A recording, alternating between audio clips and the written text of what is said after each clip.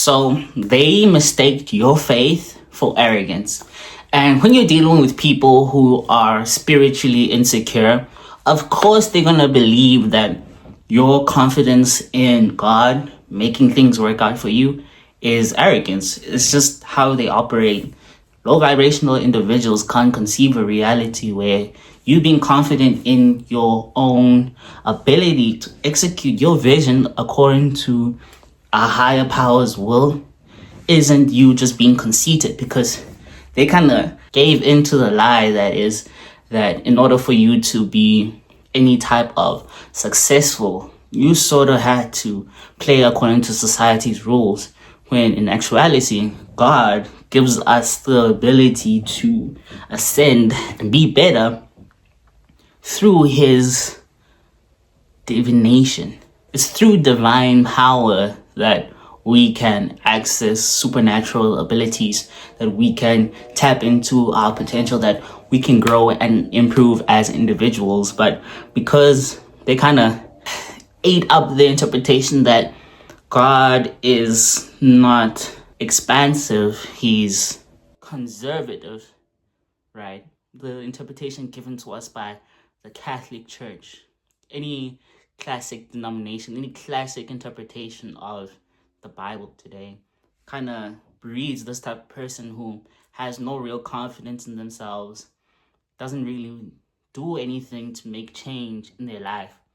The type of person who sort of prays and hopes for the best.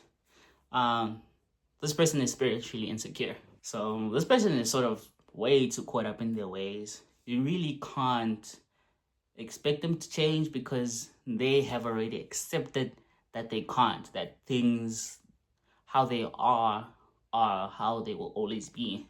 It's kind of tragic. And this is different from accepting the things that you can't change, which is actually healthy. There are some things that you can't change, like you can't expect to change the hearts of everybody in the world. They're just things that are outside our human ability to change.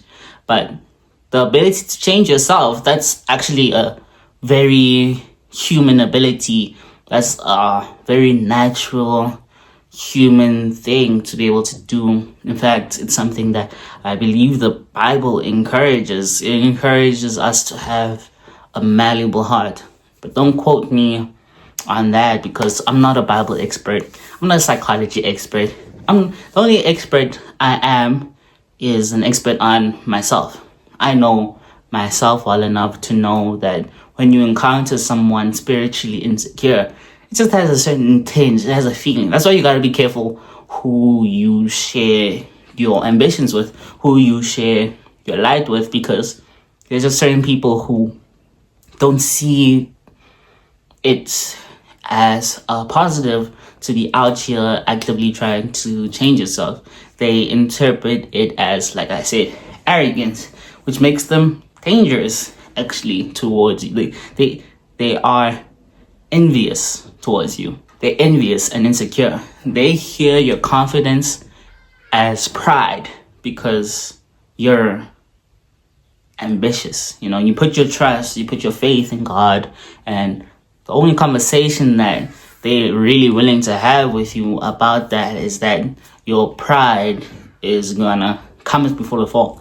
And can we also just talk about how people just be quoting the Bible? Like, they just be throwing Bible quotes out there. I don't know where like that else that happens, where someone can just quote something that's up for interpretation and it'll be just interpreted as fact. If my doctor was just quoting random passages from the medical textbook while they were treating me and hoping for the best, I think we can all agree that he isn't a good doctor, right? That's not a reliable doctor. Yeah. These type of people, your family members are like the number one culprits. Like I say, family members are who you probably find are the most notorious. With regards to all the toxic people we discuss on this channel, your family is probably the number one most likely to do some messed up stuff to you.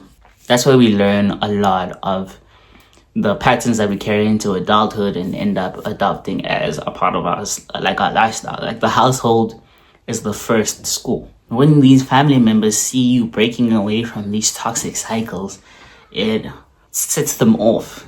You become a threat to the already existing dynamic within that household. And threatening the status quo and actually end up doing better, becoming healthier, becoming more spiritually secure can have two effects. It can bruise egos and result in more violence against you if you were experiencing any type of violence or oppression before, or it can have the effect of actually inspiring some of the people in your household if they're not already too far gone, and giving them the opportunity to actually be like, I guess maybe I was kind of insecure about this thing. Let me change. But it takes a certain level of awareness to be able to acknowledge that the path that you've been on has been incorrect. So it does kind of take a special set of circumstances, special set of people. You shouldn't be expecting anyone to change or become different just because you're now going on your journey. It's actually something that's hard to reconcile with, because obviously if you're a decent person and you're realizing that you are becoming better, you are improving, you're gonna want everybody in your life or everybody that you're close with to come along with you. But the tragic truth is not everyone is ready for that level of freedom.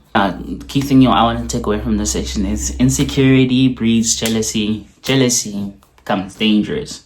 So you really need to become aware of who you share your spiritual journey with. If you are identifying that whoever you're around is spiritually insecure, the move isn't to point out the insecurity. The move isn't to tell them what you know. It's to use that information to reflect on how you can improve yourself and distance yourself from these individuals. And that brings me to the next section. To stay grounded, especially while you wait for results to come in. It can take a long time for you to start to see change in your life when you realize that spiritually you aren't on the right path. You need to stay patient, and like I said, you need to stay silent. All right. The most important part of being spiritually in tune is not to be prodding or trying to hold on to your enlightenment, hold on to your realizations, because that's really what messes the whole thing up. You need to try your best. I know it sounds contradictory, but you gotta put your journey out of your mind and just try and focus on being present. That's just my best advice. If you're present, you can't mess it up with overthinking. You can't mess it up with being anxious and thinking about the past. Come back to your center, maintain your boundaries, and don't try to change anyone's mind. This realization is a gift. Any type of enlightenment, any new information that might aid you in improving your life is a gift, and you should treasure it. You should protect it. Treat it like an elixir. If I found a really good elixir, would I immediately go around showing people wow, look at my elixir? Or would you keep it to yourself and try to protect it, try to nurture it? Right? You probably try to nurture it, right? That's exactly what you need to do with any type of spiritual education, spiritual information, any type of growth you experience. You need to share from a place of security, not from a place of trying to confirm your bias. You should give yourself credit for even finding this video. You should have fun and enjoy yourself. Know that you're protected. Prioritize your relationship with God. Know that it's number one. Know that your relationship with God or source or the universe, whatever you call it, know that's number one. Whatever situation you're in, trust that God, higher self, whatever, can carry you through it. So yeah, so support me at farrellways.com.